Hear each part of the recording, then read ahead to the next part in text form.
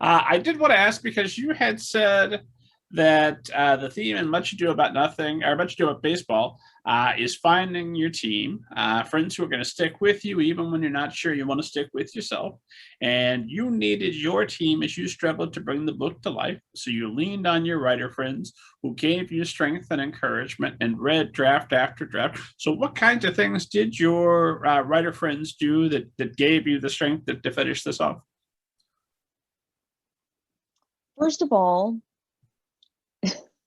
they told me it wasn't terrible.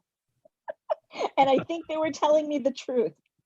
I think honestly, sometimes you're in such a bad spot. So I joined a new critique group when I was in the throes of trying to figure out what to do with Much Ado. And I basically, had been like, I met one of my writer friends and I wasn't in her critique group yet. And I was like, I am really struggling. Whoever said I knew how to write a novel, they were mistaken, because I clearly don't, because I don't know what the hell I'm doing and I am lost. And she's like, why don't you just join our group and just see, just maybe some fresh perspective. Let's see what happens. And I was like, sure. So I showed up and, I gave them sample chapters and everyone had really helpful things to say. So first of all, they said that it was not terrible, which was really helpful because I needed to hear that, because I was like, oh, what if it's all bad? And I just needed to forget it. So then they, we talked about some of these things, like, they didn't know the whole story yet. And they were like, well, this character is coming off as really unlikable. And we're not why would we root for him, kind of thing. And I was like, oh, okay, that's interesting. Maybe I need to clue people in a little bit earlier, like what is going on with him in his head and why is he sad and why is he cranky all the time? And then I went back and forth. I tried a bunch of different things because it was dual POV. It was very hard for me. And I was like, maybe it should just be one character or the other character. And then I tried a few chapters like that. And I was like, no, clearly the other character's perspective needs to be in here because it's just not the same story and I don't like it. So I hashed through all of that. Once I got that, once I was like, fine, it's going to end up still being dual POV, girl and boy. That's it. Then I just sat down and thrashed around with the synopsis and sent them the synopsis to critique. And was like, this is what I think is going on. What do you think? And that they helped me with that too. So it was great. And it was nice joining a new critique group at the time, because none of them had ever read any of this. So it was all brand new to them. And sometimes that's the other secret when you're stuck with writing. Sometimes you just need a fresh perspective. And, many times that means time. So literally put it in the drawer. And then when you come back to it, a few weeks or months later, it is like, oh, I can see where the problem is and I know how to fix it. Or, people who have never read it before. But the other fake out thing that I do when I don't have people who've never read it before and I don't have time is I change which program I'm writing in. I usually write novels in Scrivener, and sometimes I will just put a bunch of stuff in Word and start writing in Word. Sometimes I will change the font, or I will print things out and it will give me a new view, literally, on my manuscript. Change the font. It's a whole new book that you're looking at, huh? Yeah, I think it just fakes out your brain enough that you're like, oh, it isn't the same story, is it? Oh, now I see what part is really boring. Cut that part out. It was fooling me in Helvetica, but in Times New Roman, there's no hiding. There's nothing. There's no hide. And when you print it, oh God, I would write notes to myself in the margins this is awful, stop it. Real helpful, supportive stuff. Put a big X over a page. Just don't need this page. Go away, page. And so when you're finding these new critique partners, had you already published Midsummer Mayhem? Yep, I was. Well, it was in the works. It was probably a few months away from being published. So I knew I had written one novel that somebody wanted to publish. The question was, could I write any other novel that anyone would want to publish? Well, now I'm assuming you're working on something new that we can't yet talk about. Do you have the confidence going into that now, 2 novels behind, or is it still, nope, I have written 2 novels, yes, but I forgot everything I learned and I'm right back where I started. Where are you at in terms of confidence at this point? Okay, so this is going to sound ridiculous, but it is true. We all know, we writers who write novels, that every novel is a different journey, right? It's not to say that some are easy, although some are easier than others, but they're just different from one another. And with Midsummer's Mayhem, like I said before, literally no one was waiting for that book. Like, I could have taken 20 years and no one was going to be crying. It was fine. With Much Ado, I kind of was like, I want this follow-up. Like, I want to have another novel that is in this world. And so I was like, come on, come on, come on. Red, White, and Whole, my novel in verse that came out in February, that book, like, I swear, that book showed up in my head and demanded to be written. That book, I couldn't work on it immediately. So I had like 1 day a week when I was allowed to think about it. And then when I turned in my draft of Much Ado, I wrote that book and it poured out of me in like 6 weeks. It was crazy. It was like being possessed. And it was hard in many ways because it was emotionally very challenging. It took a lot of emotional bandwidth, and it was great. But it was also just like, oh my goodness, this is either like one of the best things I've ever written, or like nobody is ever going to want to read it.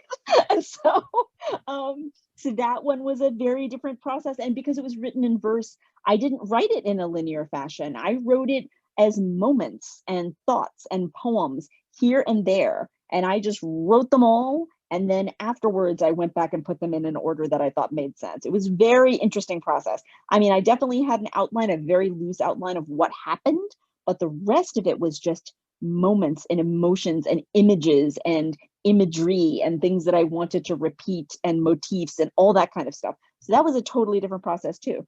My next book with HarperCollins is coming next fall. And right now it's called Switch. We don't know if that name is going to stick. And it's about twin musical sisters. So another dual point of view book, very different from the rest. And that was, I had this premise, I started writing it, and then I was like, okay, this is really hard. But I'll tell you, in terms of confidence, I knew that if I just kept writing it, I would figure it out. And I wrote, like, I was on a deadline, and I wrote 20,000 words in a certain amount of time. And then in the last 2 weeks, I wrote another 20,000 words, and I was just like, and they were probably the best 20,000 words. It was just like, boom, it just fell out.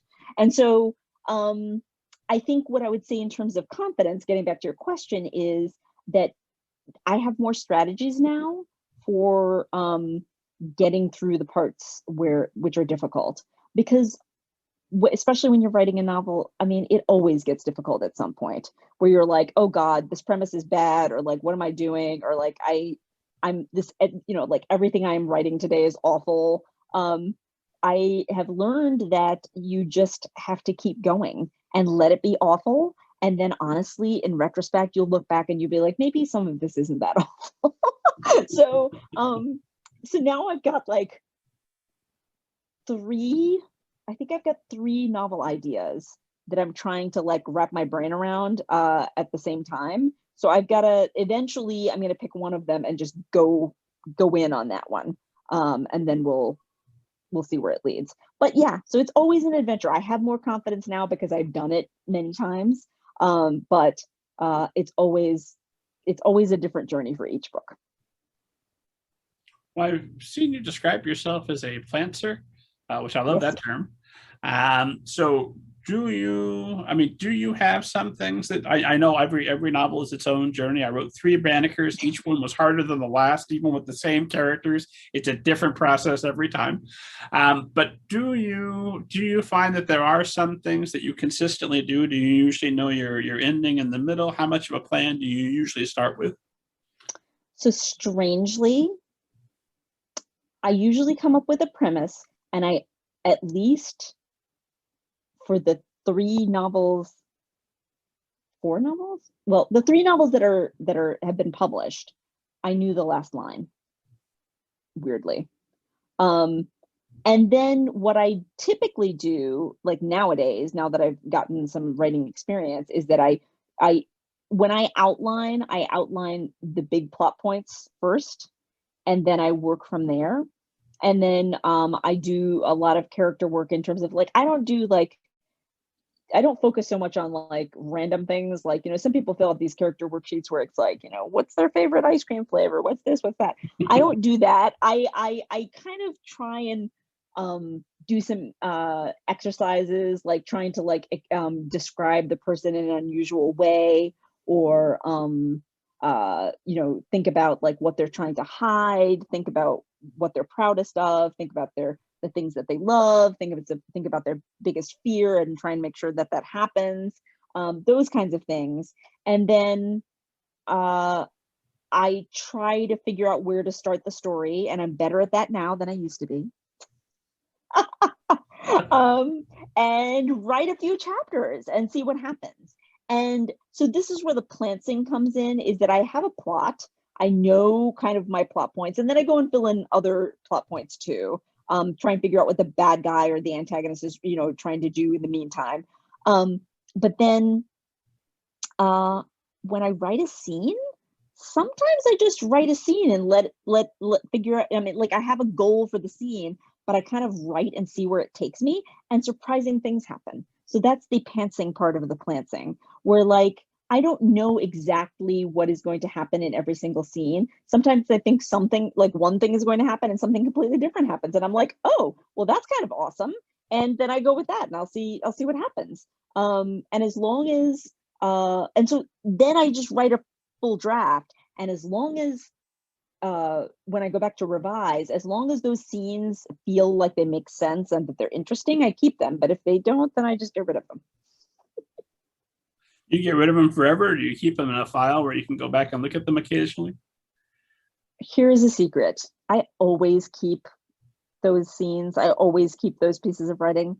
I have never used them. I've never dug them out and used them for anything. It's just that like it's like this weird thing where it's like I need to save this because I actually worked hard on it, and like I don't want it to go away, but I never use it. Well, one day the visitors to your official library will be thrilled that that's all been saved, because they can go through that and piece that together, write long master's thesis about it. Oh my gosh, it's so ridiculous. I know. I don't know. I mean, thank goodness we write in electronic form, right? Because like they can be saved and it doesn't really take that much space. If I had pieces of paper that I was trying to save, like my husband would literally just incinerate them.